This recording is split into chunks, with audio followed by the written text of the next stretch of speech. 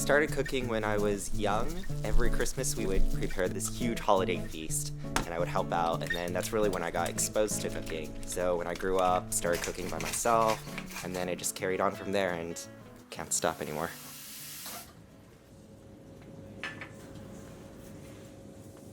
I don't eat at restaurants that often for multiple reasons. One, it is a lot more expensive than cooking, and two, I don't necessarily cook for food. For me, it's more so of a medium to create new things, which I can't do if I eat out all the time. I have to do that in my own kitchen. Ingredients to me are definitely versatile. I can substitute anything I want with anything else. If I don't have something, that doesn't bother me. I just completely use something different. I tend to work with what I have.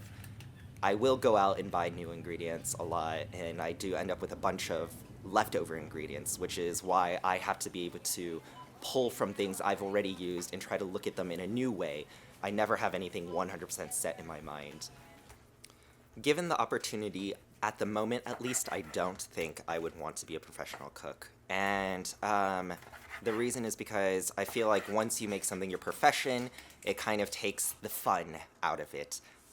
And people say you should love your profession, which is true. Like, I love cooking, but it's not something you want to spend all your time doing either. You don't want to do it so much that you become bored of it, that you don't like doing it anymore.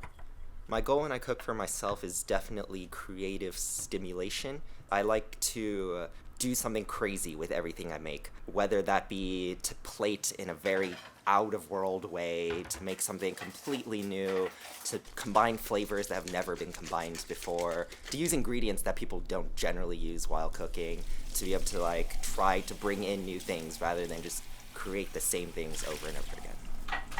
I usually don't follow recipes. The only reason I would check online to see a recipe is if I'm looking to see cooking times or to be able to see what is the base of a certain dish I'm making. Otherwise, I just do whatever and put things together. The biggest thought I do have is that cooking can be anything. It combines aspects of a lot of different things. It needs to taste good, first and foremost, smell good, and I think a good dish combines everything. And for me, a very important thing is the visual. I take a lot of time and put a lot of effort into making it look good. I like to call it food landscaping, where you create a almost landscape-like image on the plate with like the roots and stuff representing maybe trees, towers, whatever you want to really think of it as. And with a lot of my dishes, sometimes I'll name them things. Like I'll call them like the swamp or like the forest, just like things that it looks like, not necessarily what it tastes like or something, but for me that's kind of what it represents. Cooking is an art.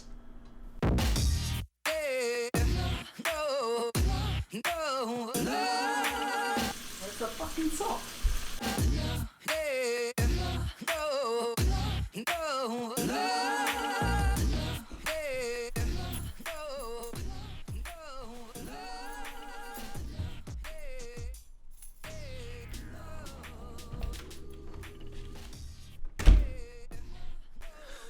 One of my like earliest inspirations for like cooking a lot was definitely this Italian restaurant. And I was probably like 5 and my brother was 3, and everyone is just like, why the fuck are these little kids in this nice restaurant? We would sit at the bar and I remember watching this guy, and he was just throwing shit in these pots, and I was just so into watching him. I would just sit up at that bar while the rest of my family was at the table. He taught me how to make gnocchi from scratch, and I brought it in for my class presentation. And I had all this amazing homemade gnocchi, and I like made the sauce from scratch. It was like super good, super authentic. And there was all these like picky 5 and 6-year-olds who didn't even touch it. And I was like, what the fuck is wrong with people? I like to say that I don't follow any recipes, and I don't really follow any recipes. If I was studying painting, say, and I had to trace a famous painting, and then I made a replica of that painting, would that be considered art? Probably not. So what good is a fucking recipe? Just like everything in life, cooking is about balance. There's bitter, there's sweet, there's salty, there's sour, there's spicy. I'm removing the seeds because they're the spiciest part of the chili. I think any good dish really does have a balance of all of those, you know? And it extends beyond just fats, proteins, carbs, sweet, salty, spicy. Think about color, you know? That's another driving thing, the aesthetics of what you're doing. If there's not enough green in my dish, I make sure to like find something green to put in it because everything is all about balance. I'll cook with anything, and I think that's the beauty of cooking. Give me something as long as it's not poisonous, and I can make something with it. You know, you go to the grocery store with specific things in mind, sure, but stuff accumulates. You got stuff in your cabinet, a can of old beans, whatever, some coconut milk. You're like, fuck, what do I do with these things? That's the joy of it, you know? It's not like, okay, I need to buy my staples. Let's go buy spinach and bread and cheese and bagels. It's those moments when you're like, all right, I have some time to make dinner. What the fuck do I have to work with? I have a life plan goal of owning a restaurant at some point. I'd love to have a restaurant where the menu changes a lot. And I don't think it'd be a specific kind of cuisine. I think it'd be a blend of things. There'd be some Mexican-inspired dishes, some Italian-inspired dishes, some Asian-inspired dishes. I'd also like to make it a brewery, my own beer, my own food, my photography on the walls.